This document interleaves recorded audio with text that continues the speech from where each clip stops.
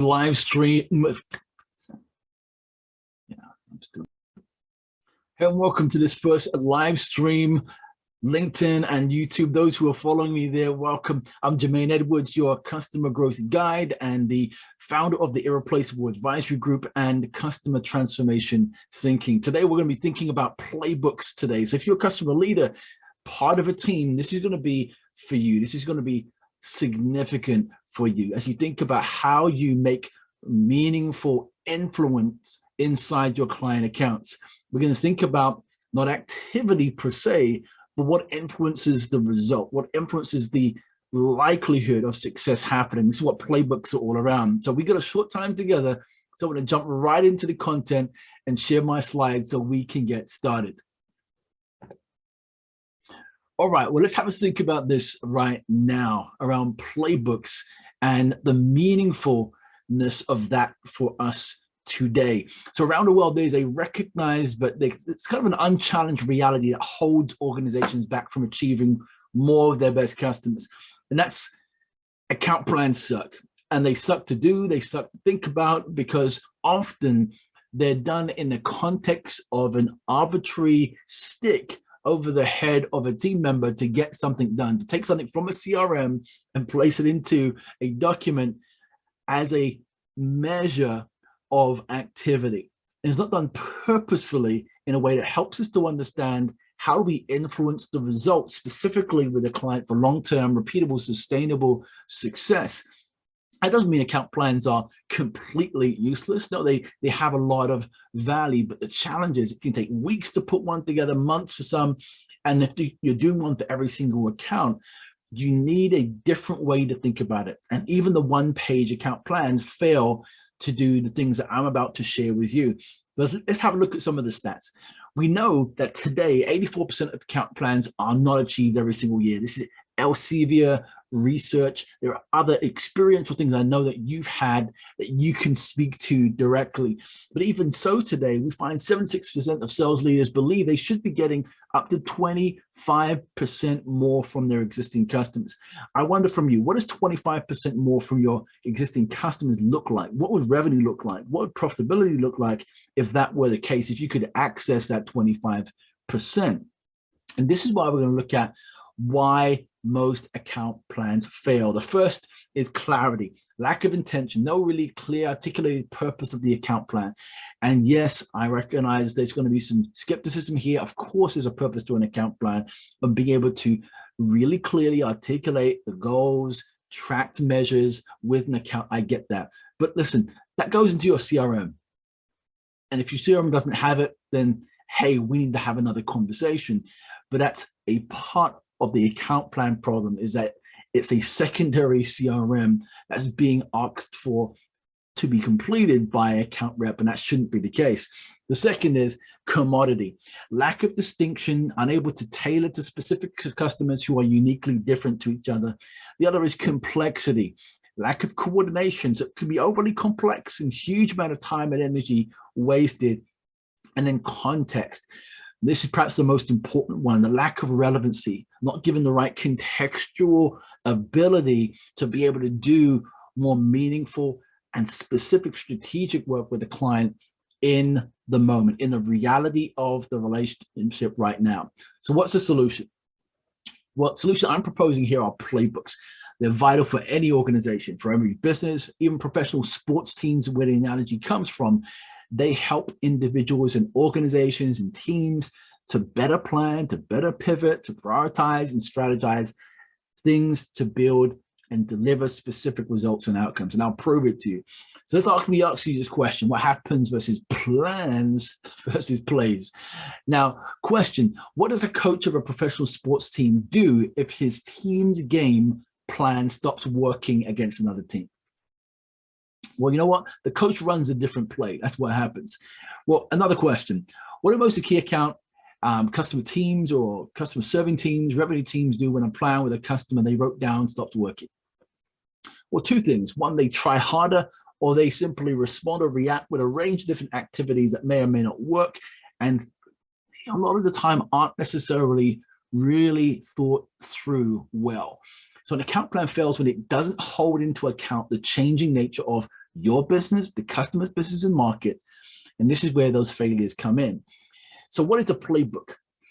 Well, playbook, and this is why it's so important here as a tool, as a resource for you, is a playbook is an intentionally designed set of responses to known or anticipated scenarios that give you the greatest likelihood of success with a client. Really important distinction: intentional, designed, anticipated scenarios that give you the greatest likelihood of success. Here's what we found in one case study. Working with Dell Technologies, a specific team that we worked with, we found that over $1 million difference for teams who are using playbooks to otherwise. Now, those who are using account plans, equally, you need to have some plans in place. We're getting success, but we found there was a significant difference between those who were and those who weren't. So account plans today, they record information, but they rarely transform thinking, support success behaviors, or improve actions. So you need to have a different approach as a leader, as a team member, to think about those client accounts. So this is where Customer Growth Playbooks comes in. Let me introduce you to the 6 most important plays you're ever going to want to know. And here they are. Number 1 is the assumptions play. This is really about kind of gathering insights and making sure we're challenging the perceptions that we have with clients on a day-to-day basis. The influence of the journey play. This is how we think about the current or contextual input of what we do with a particular account. And then we have an opportunity play, thinking about the different ways in which we create propositions, or when we protect the investments that we put in our clients.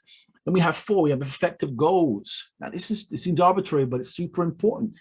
Knowing how to adjust for, pivot for goals can be and will be for you important along your client journey. Strategy, understand the strategic play. How do we actually form and formulate those things effectively? And finally, building client super teams, the teams play. How do we ensure that we can collaborate, work with, connect with all people well for the benefit of our client and for us and our business?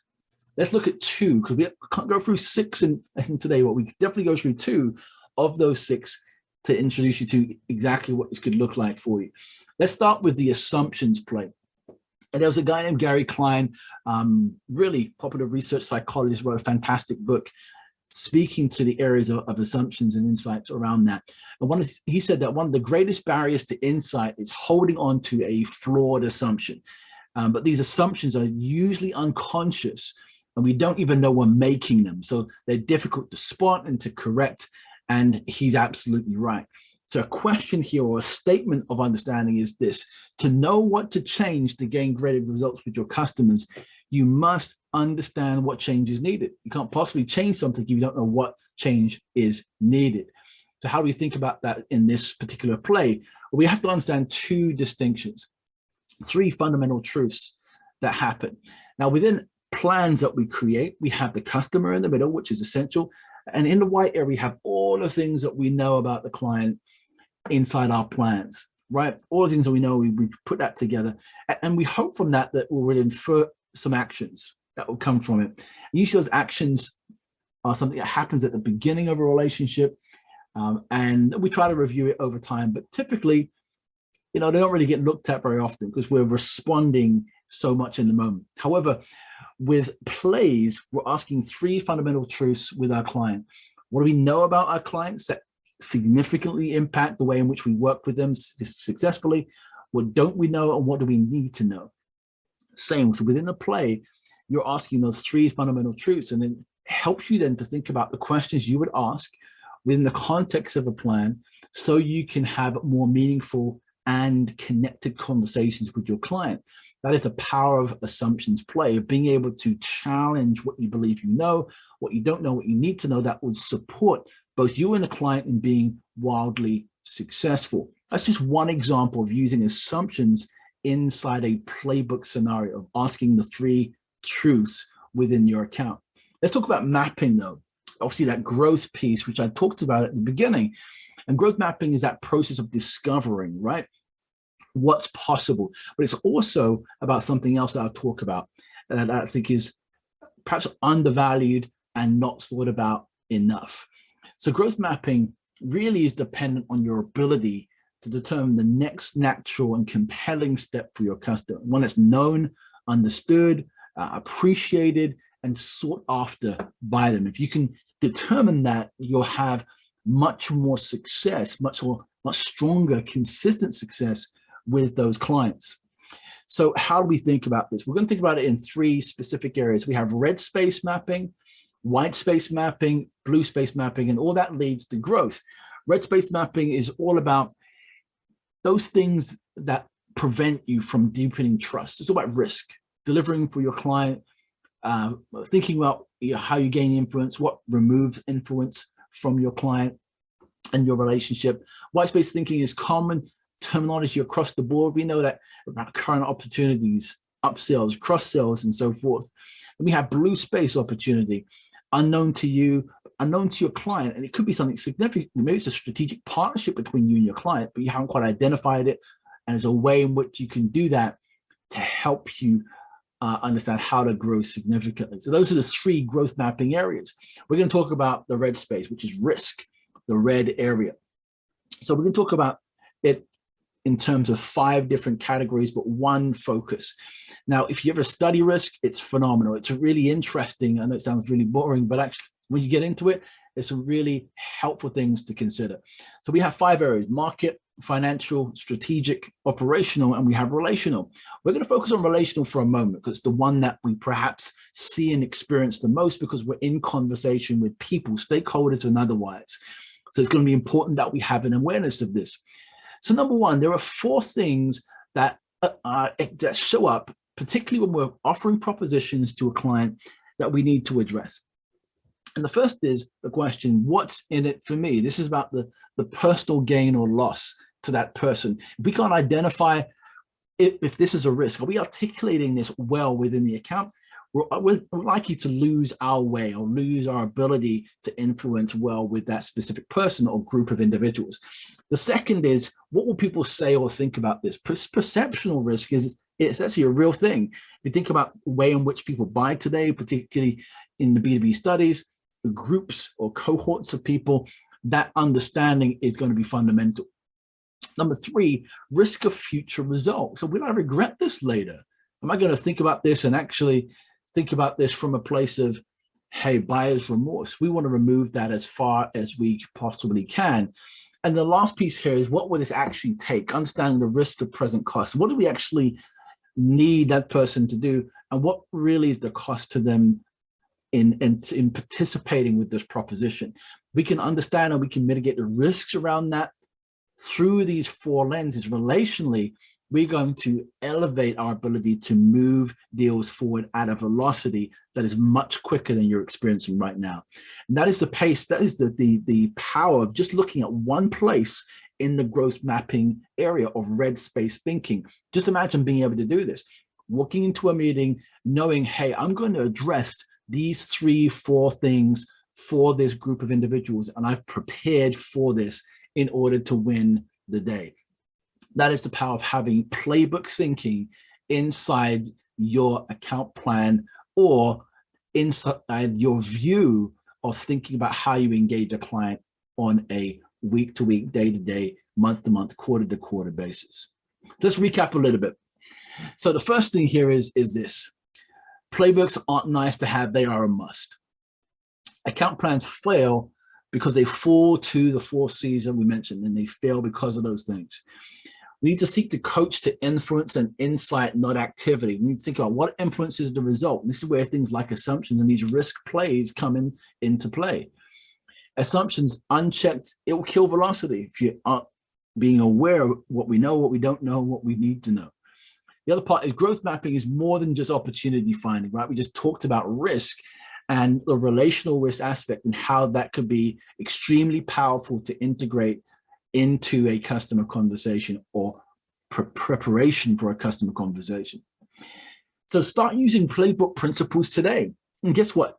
If you actually applied all of these 6, we've designed it so you can actually have it all on one page. I just want you to imagine for a moment, just being able to look at every single play that you have on one page and be able to respond, adapt, and execute on that on a day-to-day, week-to-week basis, knowing with greater clarity and confidence, you're moving with a higher likelihood of success to achieve the goals that you want with your client.